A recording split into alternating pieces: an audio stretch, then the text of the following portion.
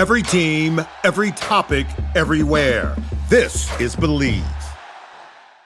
All right, you ready? I'm ready. This is Sean Clark, head football coach of App State Mountaineers, and you're listening to the Fun Belt Podcast. This is the Fun Belt Podcast, part of the Believe Network. Hosts the Dusty Thibodeau of Warhawk Report, Jeremy Harper of Howl Racer, and Shane Metlin of the Daily News Record.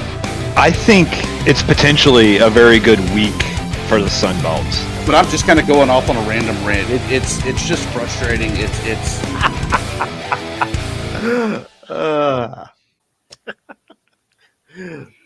I feel like I have to fill in the laugh.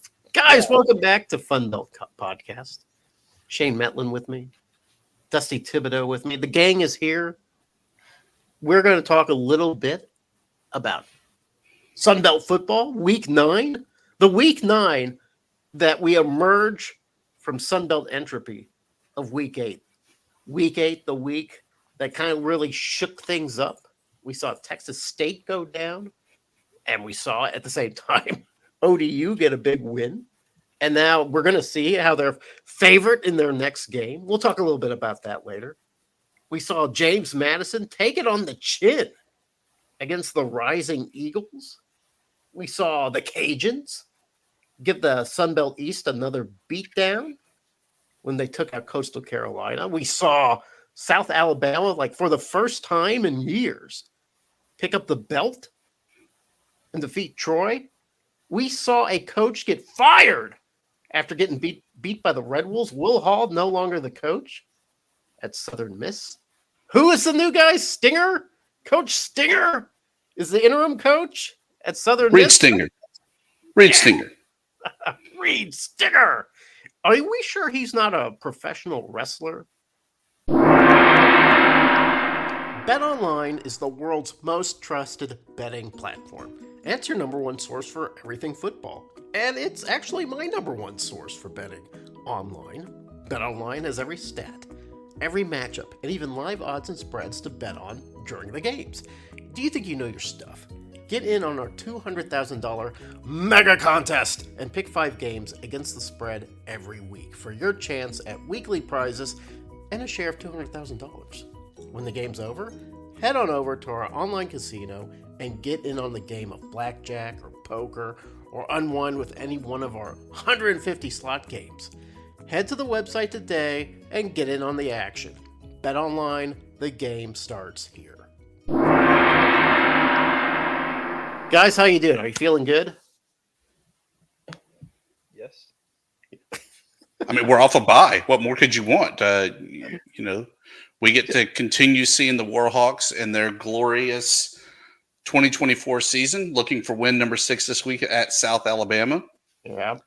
Counting down the days, Jeremy, until we are on our way to Jonesboro. Until you and I are reunited again. Yes. The first time since Sun Belt Media Days that you and I will be reunited. But Shane, correct me if I'm wrong, but there is a new confidence about Tibbs that we haven't seen before. I think so. It's just a little bit there. It is this sort of modest confidence in general, but there's a little something extra there. Yes. Yeah, he's already talking about bowl games, which is something he's never done before.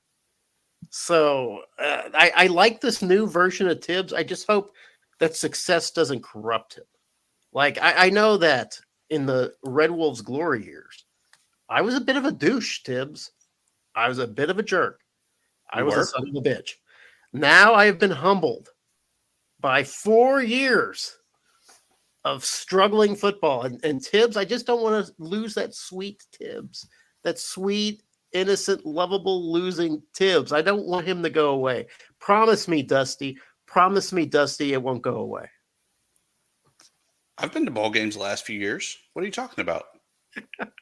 I went 2 years ago to watch Louisiana Lafayette fall in the Independence Bowl. I was there last year for Jacksonville State's inaugural bowl win in the New Orleans Bowl. I've been to bowl games, Jeremy. Yeah, but not as a representative of your alma mater. It's different. It hits different when it's your guys. It hits different. That's all I'm saying. What do you mean, your guys? We're professional journalists, Jeremy. That's right. We're dispassionate. We are Sunbelt agnostics. We root for the Sunbelt collectively, comprehensively, without any sort of leaning towards one team or the other. Isn't that right, Shane? Is that part of the journalistic code? It can be. Like, you know what? I noticed that there's no bias for, like, I don't know, the Boston Red Sox. There's no bias for the Los Angeles Dodgers or the New England Patriots. I mean, it seems like most of the media just sort of covers, professional sports on an even keel, right? So why shouldn't we cover the Sun Belt on an even keel? I'm cheering for the Dodgers, but that's because BetOnline suckered me in last year to go ahead and predict the World Series winner for the 24 season, and I jumped all over the Dodgers. Wow. Ironically, right before they signed Ohtani. And so I got in while it was still kind of peak money. Yeah, you know what? I'm not going to give you much credit for that, because weren't they the preseason favorite to win the World Series? No, the Yankees were. Oh, okay. Well, the Dodgers were after they signed Ohtani. After they signed Ohtani. You say you got in before that. So you made the wise move. Yeah. Yes. Yeah, is that guy really a difference maker? And then some. just a guy who can pitch and hit home runs. Wait, did he even pitch this year? A little bit. Okay. I feel like he loses some of his magic if he's not on the mound. But for that being said, congratulations, I guess, to the Yankees and the Dodgers. Honestly, I'm not one of those snotty guys that go, no, yeah, just what we want to see, two elites play for the championship. I just, I just don't really care for the Yankees or the Dodgers, but that's fine. It's okay. I haven't watched baseball since the Royals got eliminated. I haven't really watched an inning of baseball in 2 years, guys. I don't know why. I used to love it. Weren't the Royals eliminated like 10 years ago? Oh, God. It kind of feels like it. They were in the ALDS. Yeah, 10 years ago. Yes, it seems like baseball has one of the longest postseasons imaginable. It is very long. Not longer than basketball. The NBA has the longest. I'll give you that. But baseball is pretty long, too. All right, hey, guys, we're not talking about the major leagues. We're talking about something better than the major leagues. We're talking about Sunbelt. We're talking about Week 9. And this episode is all about second and short. Now, you guys remember how Sunbelt second and short works. I kind of go through the games and put it a little back and forth between Tibbs and Shane, or we decide, we weigh in on the sort of particulars of the match. Maybe we talk about the odds a little bit and some of the consequences. And then at the end, we pat ourselves on the back. So, guys, I ask you, second and short, are you guys ready for Sunbelt second and short? Yes. I always ask this, and you pause for an uncomfortable amount of time, like you're really thinking about this. For one time, I would like, guys, are you ready for second and short? And both of you be like, yeah, let's get after it. But you never do. I'm ready for second and Do you short. mean ready like that, or do you mean prepared? Emotionally ready, not necessarily mentally prepared. You don't have to. I mean, all right, I'll keep that in mind next time. This is an amateur podcast run by amateur people, so we can do that. All right, first of all, we gotta discuss who is not playing, and it's a pretty full slate of teams not playing this week. Tibbs, do you want to make a guess on who's not playing this week? Because I know who they are, but I want to know if you know who they are. Looks like the Sea Chickens. Yep, Coastal Carolina. And the team in Southern Louisiana will be off until Tuesday of next week. Yeah, the Cajuns. But there are two other teams that aren't playing this week. I mean, Arkansas State never plays any week, right, Jeremy? See, this is what I'm talking about, Tibbs. You're losing that sweetness. You're becoming sardonic and sarcastic. And quite frankly, I've been talking offline with Metlin about this, a little mean. So I'm just warning you, Tibbs. Don't let it change you. Don't let winning change you. Shut up, Jeremy. Texas State, the other half of the ULL game on Tuesday night. They will be off this upcoming weekend as well. Yes, and Marshall will be off. So 4 They got to teams. rest up for that Warhawk game next week. Well, yeah, the best team in all college football. They got to rest. They got to get ready. So action starts on Thursday, guys, because Sunbelt owns Thursday. Thursday, October 24th, 6 p.m. on ESPN2. A consequential game in the East. Georgia Southern Eagles, they're 5-2, takes on Old Dominion Monarchs. They're 3-4, but man, they're a very tough 3-4. A lot of single-digit losses on their end. They finally get off the snide last week with a big win over Texas State. And because of that, the Monarchs are giving a 2-point home edge over the Eagles. I give it to you, Shane. Is that a fair assessment of the game? I think it could be. I mean, I think ODU seems to be figuring some things out. It was a pretty big one for Georgia Southern last week, beating JMU and kind of taking control of the East for a little bit. You kind of got to wonder if maybe there'll be a little bit of a letdown. Yeah. Georgia was really good at home. Maybe hasn't been quite as good outside of Paulson at times. So I kind of like ODU in this one, similar to Texas State coming in there last week. We all kind of liked ODU, even though Texas State kind of had to be considered a favorite. And I guess Vegas is telling us Georgia Southern's not the favorite, but at least in the standings, they're on top right now. I think this is key game in the East, and ODU might really shake things up. Oh, let me tell you something about ODU and the Monarchs. They have a fever. And the only cure for that fever is more Joseph Colton, the freshman quarterback who rushed for 111 yards against Texas State, came up with 3 touchdowns. Tibbs, are the Monarchs kind of like a super secret power in the Sun Belt East? Very weird and very real. They're sitting at 2-1 right now in a tie with Marshall for second place in that Eastern Division. You get the win over the 3-0 Eagles, and you're sitting right there on top of the standings with Marshall being off this week. Wow. Let's get weird, baby. Ricky Ronnie pushes them to 3-1. As weird as that would be, I feel like the Eagles will usurp the monarchy and give power right back to the people. But man, wouldn't it be weird, delightfully weird, if the Monarchs win that game? Then we jump over to Saturday, October 26th. That's when the rest of the games are played. That's when college football is played. And the first game of the week is at noon, where Georgia State Panthers, they're 2-4, but kind of a feisty 2-4. They take on Appalachian, the App State, as we later decided that's what they were. That's what they would rather be called. The App State Mountaineers, they're 3-3. No, I'm sorry. They're 2-4. My notes are wrong. Anyway, one of these teams is supposed to be 2-4, and the other is not.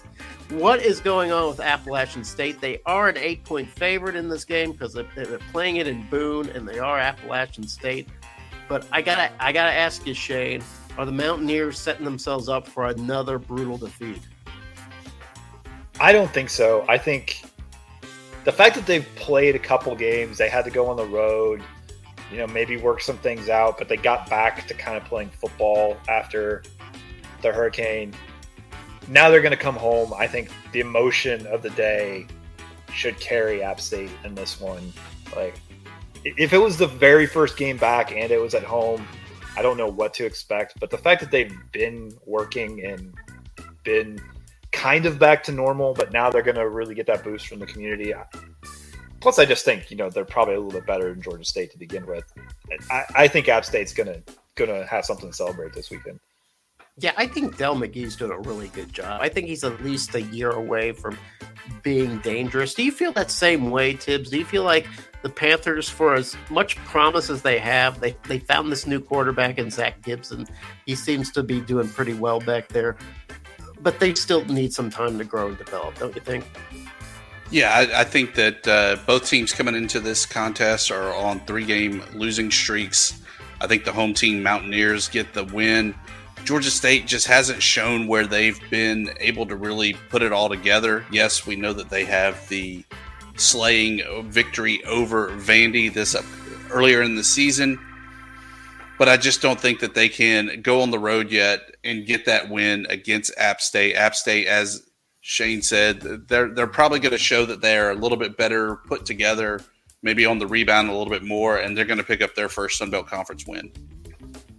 You got to believe, though, if the Mountaineers don't get this win, that we might see a sort of Southern Miss situation pop up. Don't you think?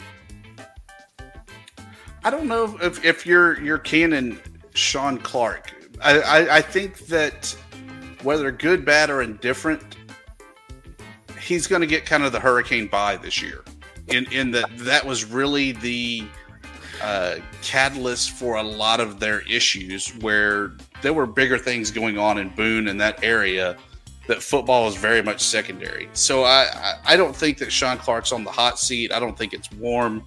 I think this year is just kind of a write-off year, which I hate because they do have such good talent there, with especially Joey Aguilar at the quarterback position. Fair enough. All right, so, the Dukes, they suffer a pretty, humbling loss against Georgia Southern after not too long ago facing a pretty humble loss against ULM. But now they're at home this week, 2:30 p.m. on ESPN Plus, the champagne of broadcast stations, taking on a Southern Miss Golden Eagles team that's 1-6, has canned their head coach, and are in desperate need of fixing their quarterback situation. I throw it over to you, Shane Metlin. Is this a game where the Dukes actually get the over on the 25 points Vegas believes they'll win by? I think there's a good chance they do. I think, we've seen when they play their best, they can really kind of get away from teams. And I also think maybe the staff, what we've seen from them a little bit this year, is perhaps the in-game adjustments could use some work, that when things aren't going quite well in-game, like it doesn't seem to get better in time, but they've responded really well the week after a poor performance pretty consistently. So I think JMU's probably going to justify what the spread is in this one, but you never know, because maybe the game plan, the blueprint's out there to how to slow down the JMU offense now. And Southern Miss, obviously in a unique situation, not unique, but they're in that situation where maybe they get the bump from the interim coach and the emotions of that situation. Yeah, okay. Yeah, there is some emotions, but Golden Eagles, they'll have their emotions too. So, Tibbs, do you think that there's any chance that behind the greatness of Coach Stinger, interim head coach for the Golden Eagles, that they sort of marshal their assets and find a way to win some games now that Will Hall has been asked to leave the premises? I think it'd be a great story that they're able to rattle off 6 in a row or 5 in a row to get to 6-6 on the season, go into the postseason. I think that's a great story. I don't think that's what happens, but I definitely like that story. They're walking into a buzzsaw where I feel like James Madison's maybe a little desperate to kind of reclaim their season, try to get to that 6-win mark to show that they are. Jeremy, are you crying? Are you going to sleep? I got some itchy eyes. Don't worry about me. It's focus on the task at hand. It's not you, it's me, right? That's right. You're bored. Okay. But I feel like James Madison is trying to maybe grasp at straws and just trying to salvage their season here. What a better opponent, though, than Southern Miss, a team that's really down on their luck and may very well lay down and be a punching bag here for James Madison's homecoming game. Yeah, I don't know if the Dukes needed a get-well game, but they're getting a get-well game. I think Southern Miss is a mess. It should be Southern Miss, right? Anyway, those 25 points seem like a lot, but I feel like that's an achievable end. If you want to, take my advice and go to betonline.com, you might consider taking those points. ULM Warhawks. Oh, the mighty ULM Warhawks. 5-1. Take on the Jags of South Alabama. They're 3-4, but a tough 3-4. It's 4 p.m. Central Standard Time on ESPN Plus. The Jags at home get a 7-point bet online wink.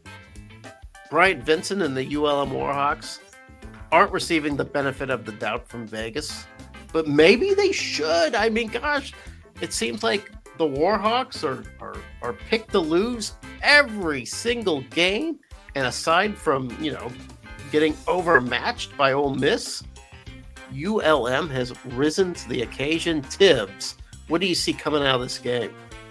They were overmatched by Texas, by the way, not Ole Miss. Oh, yeah. I'm sorry. Texas. Okay. I know that Arch Manning was played in the game. I hear Manning. I think Ole Miss. My apologies. I'm offended, but that's why you're not real journalistic. No, I'm not a real journalist. I don't live by the standard that you two live. Yeah. Look, I think if this game's last week, honestly, the Jags roll in the victory just because ULM was so beat up and so in need of a break. Coming in off the bye, I think that they have a chance. It's going to be an uphill battle, though. But this is a big game because this puts you at the 6-win mark if you're able to get it, which is the first goal of being bowl eligible. Yes. But not quite done yet because you want to keep going to get to that 7-win and then the 8-win and so on. First things first, I think South Alabama has the offense to be able to negate the Warhawk defense. Gio Lopez is one of the great quarterbacks there of the league. That's why we've heard time and time again, enjoy him while he's in the league. He's going to the P5 at the end of the year. He's going to showcase it here again as well. We're going to see some fluff. We're going to see the Jaguars pull out the win over the Warhawks, unfortunately, as they have to wait another week to get win number 6 on the season. Yeah, it's quite true what Tim says. Wins are like money. You can never have enough. You get to the 6th, you want the 7th. You get to the 7th, you want the 8th. Yeah, so Gio Lopez might be one of the better quarterbacks the Warhawks have faced. No offense to the great Arch Manning.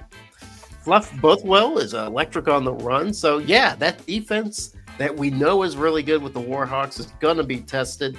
Shane, you're going to be watching this game. I know it. Just so you can prepare yourself for when Tibbs gets the win and is feeling his oats at the time. What do you think this game's going to shake out to be? I kind of like ULM. I don't know. Maybe it's just because I am impressed by the defense, and they have kind of shut down other teams' weapons. And Gio Lopez looked really good. Love Fluff Bothwell. Love that combination, but they bottle teams up. They really just figure out how to get it done defensively, and they make teams play their style of game where, one defensive touchdown and a couple of decent drives from the offense, like, sometimes is enough. And I don't know. I'm surprised by the spread, and I kind of like ULM. If the Red Wolves, whose run defense is really poor, can shut down Gio Lopez and Bothwell, then surely the Warhawks can. You know what? I picked the Jags to win this game, but now I'm not so sure. I'm kind of regretting that pick. Last game of the night, guys. 6:00 p.m. ESPN Plus. Troy Trojans, the once mighty Trojans, guys. The Troy Trojans, the defending champions of the Sun Belt. They're just 1-6, fellas. They're taking on Arkansas State Red Wolves in Jonesboro. The Red Wolves are a 7.5-point favorite. Trojans are just a mess. Starting quarterback Goose Crowder out with a mysterious upper body injury, out for the year. That leaves Tucker Kilcrease and Matthew Caldwell. Both have started at times. Neither one have quite acquitted themselves. That's just a bad thing to have. It's a bad thing not to know who your quarterback is this late into the season. Tibbs, I'll throw it to you. How does this game shake out? It might get ugly. I think that the mighty Red Pandas, Red Devils, Red Sea Bass roll in this game over Troy. as you said, Troy's just a mess. I mean, they're limping along at every position. It seems like. I just don't see where this is the game that Troy kind of turns it around and rights the ship. I think Butch gets another game closer to bowl eligibility in his year 7X or whatever he's on. Yeah. And they just roll on. I like Jalen Rayner as always. Cross again, getting some good carries. Red Wolves all day, all the time. Yeah, Red Wolves, they put 44 on Southern Miss, and they really needed that performance.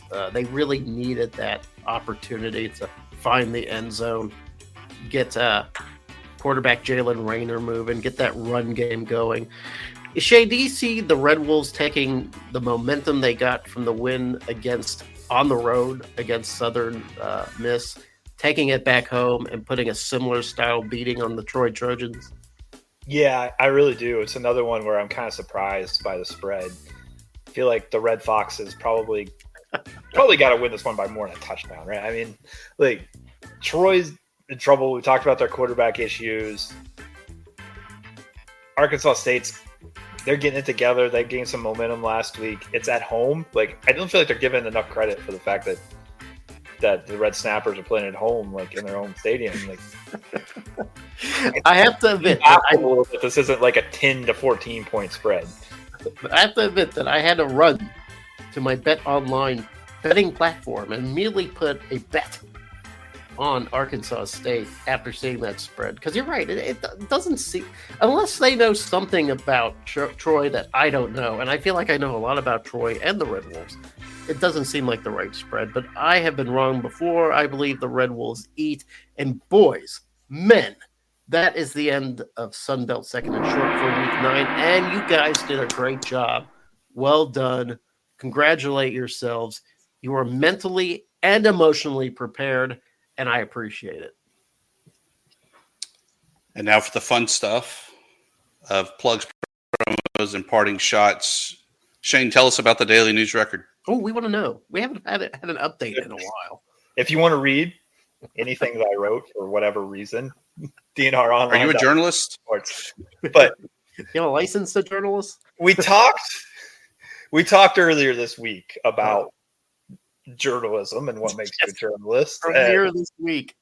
and the names of teams and what they want to go by, and we've had that discussion. I was thinking it over. I feel like to be a fair journalist, I want to call everybody by the name they don't like. So you're gonna need some help. We don't want to go over the top with it, but let's come up with what the equivalent of Lafayette is for everybody. App State wants to be App State. Yeah. Maybe we can just call them Appalachian. Yeah. Or Appalachian to really get them mad. I think Appy State is their I don't want Achilles. to go over top like derogatory, but if people could help me, the one that you just really don't want your school called, so I can call it that out of love and to be fair to everybody, that would be a big help. Mustard Buzzard. Mustard Buzzard, yeah. It's Beach Chickens, or did they kind of embrace that? I don't know. I always think that the right thing to do is to embrace it. Like how Butch Jones did his Champions of Life thing, and everybody made fun of him for Champions of Life. I always thought he should have just rode into that. Had a Champions of Life foundation, a Champions of Life T-shirt. Just said, just branded everything Champions of Life, and just rolled with that. He didn't do it. I wish he had. So yeah, if people call you the Beach Chickens, you just go, yeah, hell yeah, we're the Beach Chickens, and you take it, right? Yeah, but I mean, there's a few that you can use, like for JMU, James Madison. They kind of like embrace both of those. It's a little outdated to call them just Madison. Did people call them Madison? I mean, you'll hear listen to a random like JMU ODU volleyball game on ESPN Plus or something, and if the announcer's been around a while, he might call him Madison. Oh, okay. Yeah, like they were calling Sam Houston Sam, and I know that's the natural thing to call him, but it's just so cute it bothered me. Yeah. It's not gonna really piss anybody off, but it's just kind of like, okay, you're a little outdated if you Yeah, maybe a little too familiar. You don't need to be saying that. But yeah, I sometimes call James Madison Jimmy Mads to give it sort of an edge. Yeah. And it's not really picking up. It's not really taking off. I kind of thought maybe there'd be some people embracing that, but that hasn't happened. Shane, maybe you can help me with that. Do what I can. Viva la Boobcats. I'll see if we can get a sponsorship from Jimmy Madison's in downtown Harrisonburg. If you can do that for me. Texas State, like sometimes they'll refer to themselves in their old FCS moniker, right, Tibbs? What Southwest. were they? Yeah, Southwest they'll Texas. do that. I think the Warhawks will do that sometimes too, right? I mean, they have the logo that has the kind of bridging the past and the future of the old NLU with the Indian, and it kind of looks like a hawk on the L instead of the Indian that it used to be. But to me, the one that just nails on chalkboard is Louisiana Monroe, because there are people that will send mail to the university to Louisiana Monroe University. There is no LMU. Yeah, Winsipedia refers to the Warhawks as Louisiana Monroe. Yeah, that's funny. Yeah. Well, first of all, you guys just need to get your shit together because you got too many names. You just need to be consistent. I think that's the key. We can't all be raspberry berets or whatever. We can't all be Red Hawks. Shane, what do you have? I mean, not Shane. You. Yes. Make Shane go again. You have to do two of these. Try that again. Funny boy, go ahead. I watched a fairly interesting movie the other night. Have you seen Blink Twice? Shane, have you seen this movie? I don't believe so. Is it kind of new? It's kind of new. I think, it had a theater release. I ended up renting it, streaming it. It's Zoe Kravitz. Are you familiar with Zoe Kravitz? Yes. She played Catwoman in the new Batman movie as the daughter of Lenny Kravitz. Mm-hmm. This is her directorial debut. She wrote the script back in 2017. She finally got the resources to film the movie and direct it herself. And it's a pretty good directorial debut from her. I was impressed. A lot of times, an actress will, especially someone who's a Nepto baby like her, kind of, they're allowed to do these projects, and you're like, yeah, maybe that's not your forte. She's actually has a really good instinct of how to film the movie. The movie is about a billionaire who seems like a pretty good guy, and he invites a bunch of people over to a party. 4 or 5 women are with them. And you find out later that something is terribly, terribly, terribly wrong with this island that they're on. I'm not going to give it away. There's some big plot twists, but go check it out. It's Blink Twice. I probably wait until it's streaming free, like on an HBO or a Netflix. But great debut from Zoe Kravitz. I'm going to give a shout out. Former show guest Jessica Mullins. Oh, we love Jessica Mullins. Yeah. Named the Sunbelt Conference Female Athlete of the Year at the recent fall meetings. Oh, no kidding. For the Sunbelt Conference in New Orleans. Congrats to her. Yeah, she was great. She was a great representative of Texas State. It'll be weird seeing Bobcats softball next year without her in the circle. Absolutely. She was and is a Sunbelt legend.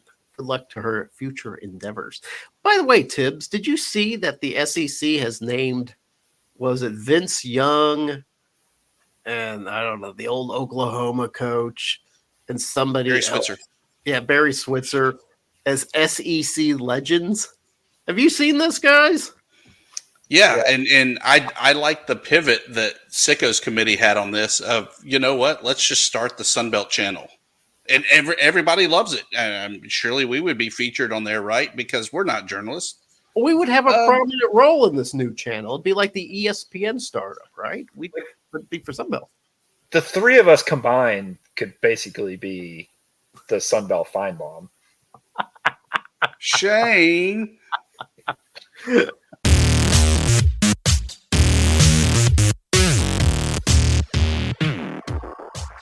This is a PSA, or public sock announcement. Experts have declared Bombas socks as the best way to warm up chilly feet. These pairs are super cushy, soft, and designed for maximum coziness. Plus, for every pair purchased, another pair will be donated, so someone in need of essential clothing can stay warm this winter. Go to bombas.com/listen and use code LISTEN for 20% off your first purchase. That's BOMBAS.com/listen and use code LISTEN at checkout.